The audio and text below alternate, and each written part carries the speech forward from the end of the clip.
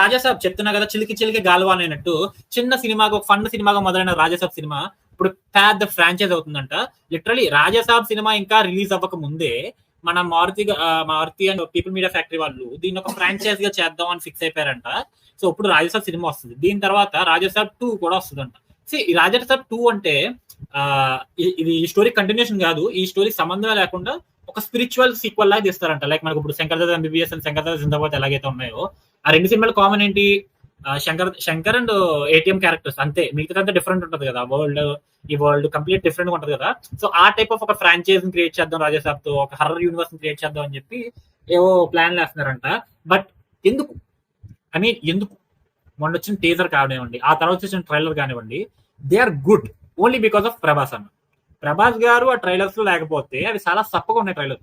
ప్రభాస్ గారు ఎంతో కొంత నెట్టుకు వస్తున్నారు ఆ ట్రైలర్ ని, ఆయన కొంచెం జోవియల్ గా చూస్తున్నాం అన్న ఫీలింగ్ వల్ల ఆ ట్రైలర్లు ఎక్కుతున్నాయి మాకు.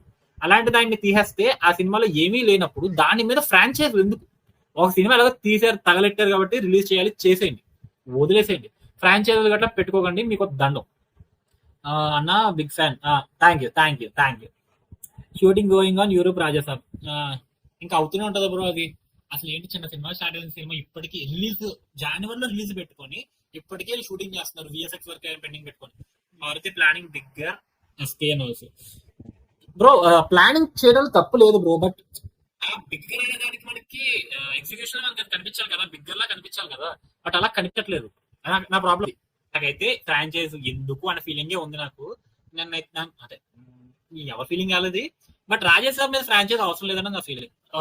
రాజాసాబ్ ఫ్రాంచైజ్ గురించి అయితే ఇది మీకేమనిపిస్తుంది నా కామెంట్ సెక్షన్ లో చెప్పండి. సో నెక్స్ట్ టాపిక్ వెళ్ళిపోదాం. సో నెక్స్ట్ టాపిక్ వచ్చేసి Prabhas, Hanu and Hombale. So basically Prabhas Hanu గారి కాంబినేషన్ లో, హను రావుపుడి గారి కాంబినేషన్ లో, హను రాఘవపుడి గారి కాంబినేషన్ లో మనకి ఫౌజీ సినిమా వస్తుంది. సో ఫౌజీ సినిమాని నెక్స్ట్ ఇయర్ ఆగస్ట్ 15th కి రిలీజ్ చేయాలనుకుంటున్నారు. 15th or 14th date confirm లేదు కానీ ఇండిపెండెన్స్ డే కి రిలీజ్ చేద్దాం అనుకుంటున్నారు. అండ్ అదే టైం కి హిందీలోంచి షారుఖ్ ఖాన్ గారి కింగ్ మూవీ వస్తుంది. సో ఒక కాంబినేషన్ లో వస్తున్నాయి సినిమాలు. సో ఈ సినిమా తర్వాత, ఫౌజీ మూవీ తర్వాత హను రాఘవపుడి గారితో మళ్ళీ హంబాలే గారి ప్రొడక్షన్ లో మళ్ళీ ఇంకో సినిమా చేయబోతున్నారు ప్రభాస్ గారు. ఇది పాయింట్. సో హంబాలే వాళ్ళు ఏంటో మరి ప్రభాస్ గారిని ఎలా పట్టుకున్నారంటే, మీరు ఇక్కడ నుంచి వెళ్ళడానికి వీల్లేదు, మిమ్మల్ని చైనీస్ ఇక్కడ కూర్చోపెట్టేస్తా అన్న టైప్ లో పట్టుకున్నారన్నమాట ప్రభాస్ గారిని.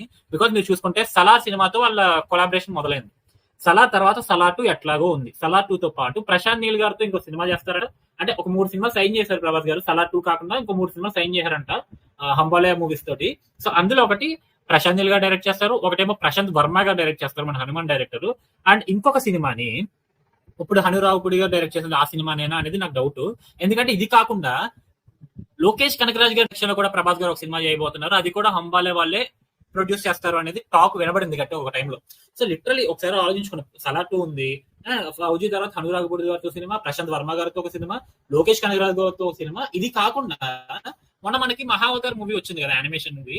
దాని తర్వాత వాళ్ళు మహావతార్ పరశురామ్ మూవీని అనౌన్స్ చేశారు. సో దానికి ఆ యానిమేషన్ కోసం ప్రభాస్ గారిని ప్రభాస్ గారి మూమెంట్స్ ని, ప్రభాస్ గారి బాడీ లాంగ్వేజ్ ని వాళ్ళు ఫుటేజ్ గా తీసుకుని యానిమేట్ చేస్తారంట. రాధేషా మూవీ వరకు కూడా UV creations use to be the home production house అన్నట్టు ఉండేది ప్రభాస్ గారికి.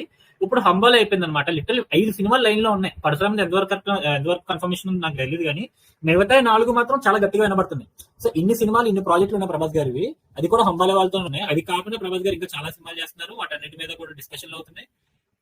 సాహో 2 తర్వాత, అదే మన ఓజీ దెబ్బకి సాహో 2 కన్ఫర్మ్ అయిపోయింది. సాహో 2 తర్వాత మనకి స్పిరిట్ ఉంది. స్పిరిట్ తర్వాత ఇది కాక ఇంకా 1-2 సినిమాలు కాదు, ఎన్నో సినిమాలు వస్తున్నాయి ప్రభాస్ గారివి.